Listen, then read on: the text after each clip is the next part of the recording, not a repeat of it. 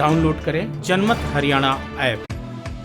10 सितंबर को पीपली में हुए लाठीचार्ज के बाद विरोधी दलों के नेता तो सरकार की निंदा कर ही रहे थे, सत्तारूढ़ बीजेपी जेजेपी के नेताओं ने भी लाठीचार्ज को गलत ठहरा दिया था। अब इसी कड़ी में शाहबाद से जेजेपी विधायक रामकरण काला भी किसानों के समर्थन में आ गए हैं।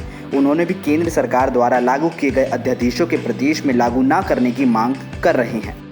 जब पूरा हमारा हरियाणा एक तरफ हो गया, आड़ती मजदूर जिम्मेदार किसान अध्यादेश लागू सेंटर जाना हो जाना, बस हमारा हरियाणा से ये होना चाहिए भी नहीं लागू होना चाहिए, क्योंकि हमारा जो आड़ती जिम्मेदार का जो इतने वर्षों से जिम्मेदार मजदूर जो बुजुर्गों का खत्ता चले रहा, तो उनके पर्दे जैसे वैसे पर्दे ढक रहने चाहिए, क्या तक किसी क्या पर्दा क्या नहीं।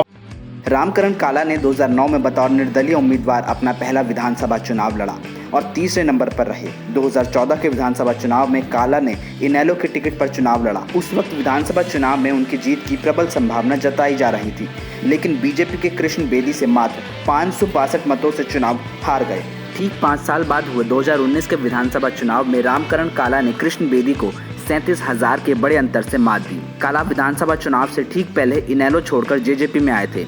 आज जेजेपी मनोहर लाल पार्ट 2 सरकार में साझेदार है, लेकिन काला को तो ना मंत्री और ना ही किसी विभाग के चेयरमैन। इसी वजह से शायद काला लंबे वक्त से किसी ऐसे मुद्दे के इंतजार में थे जिससे कि वो सरकार को घेर सके। किसानों पर हुए लाठीचार्ज ने उन्हें बड़ा मौका दे दिया है। वैसे भी रामकरण काला और कृष्ण बेदी की चुनावी राजनीति 2009 के विधानसभा चुनाव से ही शुरू हो गई थी। उस चुनाव में जब काला तीसरे नंबर पर रहे थे, तब कृष्ण बेदी चौथे नंबर पर रहे थे।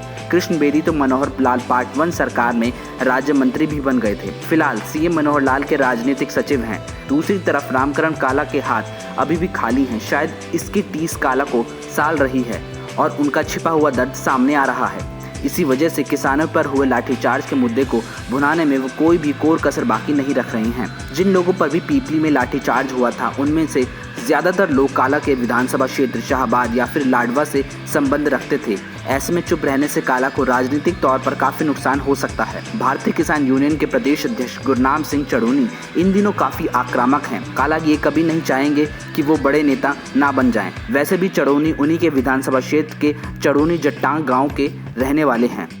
बिल्कुल पर्चे दर्ज कैंसिल होंगे, क्योंकि इसमें जिम्मेदार को छोड़ दे किसी का जिम्मेदार ना कोई दोबारा लाठी लेकर नहीं गया वहाँ, या लाठी उन्होंने मारी नहीं।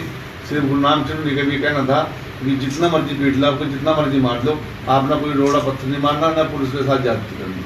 जब पुलिस ना सिविल वर्दी में किसी ने जाति कर उनके खिलाफ पर्चा दर्ज होना चाहिए। जब पुलिस जाति करती तो वर्दी वाले भी कर दे, गैर वर्दी वाले बीच में बढ़ रहे उनको जाँच कर उनका पर्चा दर्ज कराया जाए।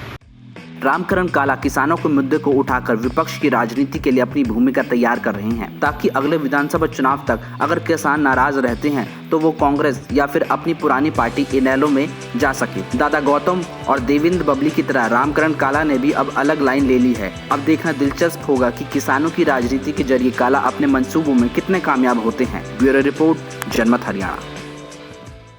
राजनीति के आगे, राजनीति के पीछे, हर हलचल को जानने के लिए हमारे YouTube चैनल जनमत हरियाणा को लाइक करें, सब्सक्राइब करें और अपडेट रहने के लिए बेल आइकन दबाना ना भूलें।